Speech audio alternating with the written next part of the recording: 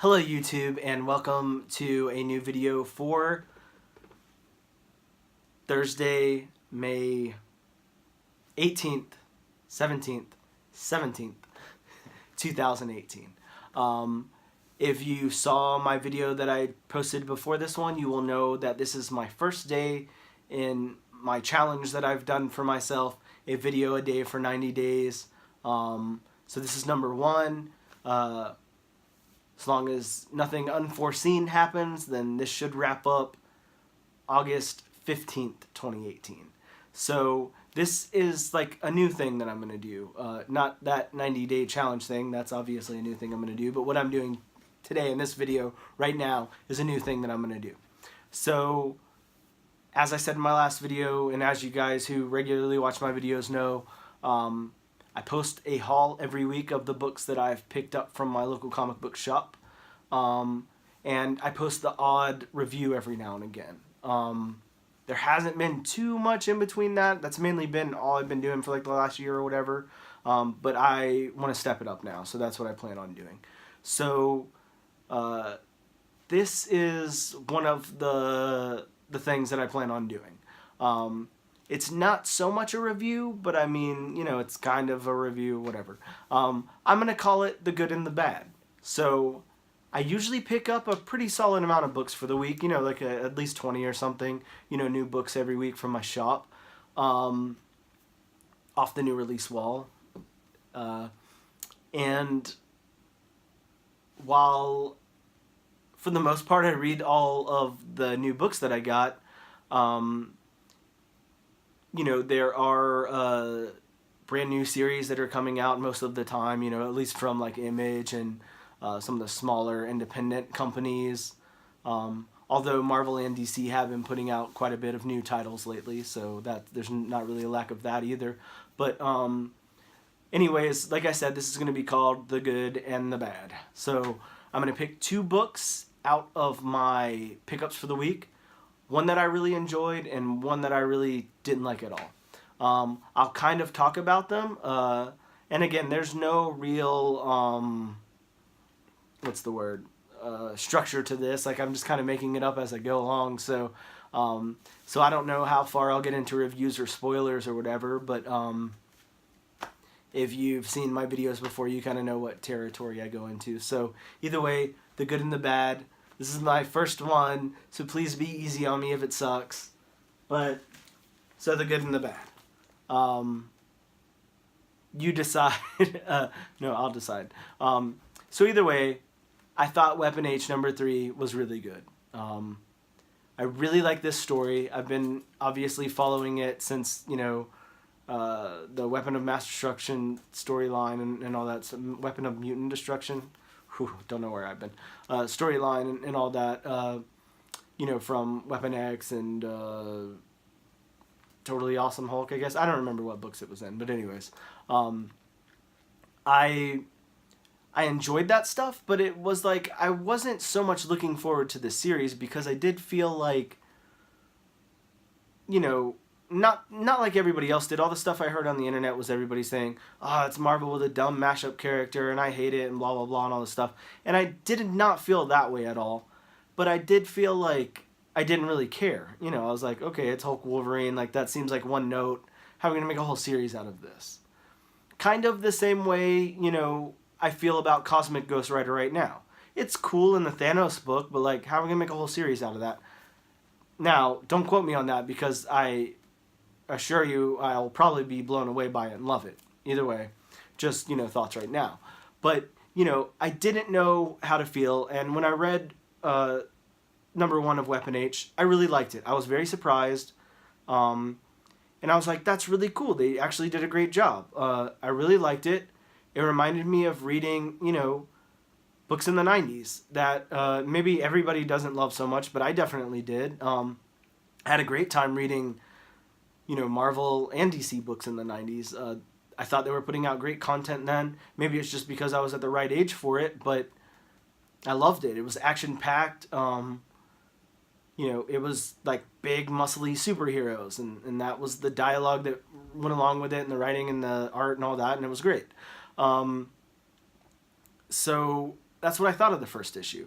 Now, I'm not gonna lie, like, I didn't have high hopes for the second issue. Usually it's not too hard to, have a first issue and have it be critiqued as hell, and then, decide, to put it out, and then not really know where to go in the second issue, or not have it as fleshed out, or, the narrative takes like such a long time to get from point A to point B, and you've shoved so much in point A that, it's a little too drawn out. But that wasn't the case with issue number 2. I thought it was just as good as issue number 1. Now this, issue number 3, just blew me away. This was really good, in my opinion. I know there's a lot of people out there who are not giving this a chance at all because it sounds like a dumb mashup character, and they think it's a cash grab for Marvel or whatever. But, I mean, you're entitled to your opinion, but that's your loss. This is great. This is so good. Now, the cover here doesn't particularly tie into the issue that I saw, but it's a badass cover. Like, it's really cool. But the way this book is written, like, you can pick this book up and not know anything about the character or not read issue 1 or 2 and still get by on this, definitely. I don't know. I was really impressed with this. Where I will not do spoilers on it just in case anyone's reading it, but where we ended up at the end of the issue, like, blew me away. I was like, oh my god, I need issue 4 right now. This is insane. So, again, this was good. This was like a 8 out of 10 for me. Really good. Really reminded me of 90s books. It was quick. It was an easy read. There wasn't too much dialogue packed in. The story moved, and the pacing was really good, which is something that I feel is lacking in comics right now. We're either way too heavy on the dialogue or the pacing sucks. And there's exceptions to that, of course, but this was really good. I really liked this a lot. Weapon H, number 3, definitely a good book, if you ask me. So then, that being the good, then of course we've got the bad, and I've already shown you the cover of the bad, but that is A Walk Through Hell, number 1. That's put out by Aftershock. Garth Ennis wrote it, which made me think, it's a Garth Ennis book. Like, it's going to be good. It's going to at least be good. Like, it can't be bad, right? Well, it was bad. To me, it was bad. It was really bad. It was very boring. Now, the content was heavy, and I get that, and it might have had like some shock value for people and stuff like that, but it did nothing for me. It wasn't a story that I particularly cared about, and not because I don't care about that kind of thing, but just because there was no fresh perspective on it. It was very flat. It was very, and I'm trying to do this very vaguely in case you haven't read it because I don't want to spoil the book for you, but it was done very flat. And that's all I can say, especially, the main characters in the book. They're like a Mulder and Scully with, like absolutely no depth to them. Like, they are just flat characters. I really didn't care about them either way. I really didn't care about the storyline either way. And then I saw what they were setting up at the end of the book. And then I, got that reveal in the last panel, and I was like, I don't care. I'm honestly not going to pick up issue 2. I thought this book sucked.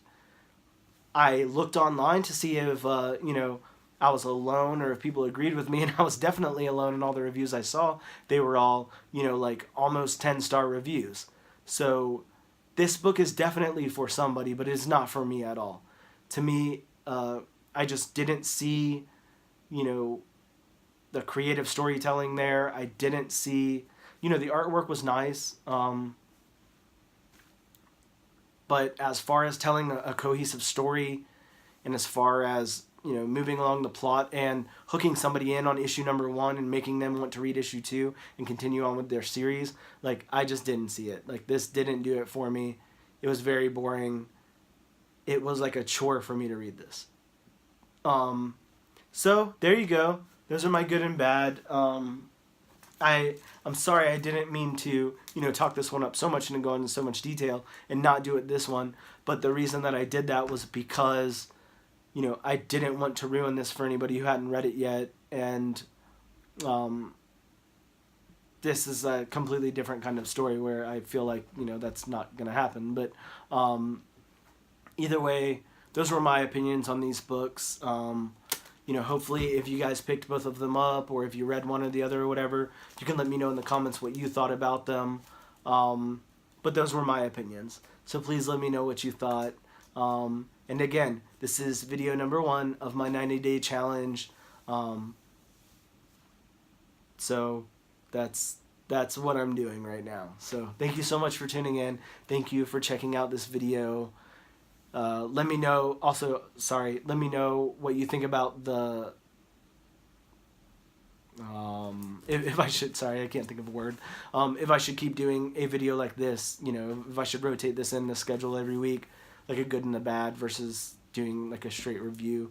Let me know if you thought it was a cool idea to do a good book and a bad book together. Let me know if you thought it was stupid, whatever. But yeah, thank you guys so much for tuning in. Thanks for checking out the new segment. Thanks for checking out part of my 90-day challenge. And thank you for tuning in to my channel. Goodbye.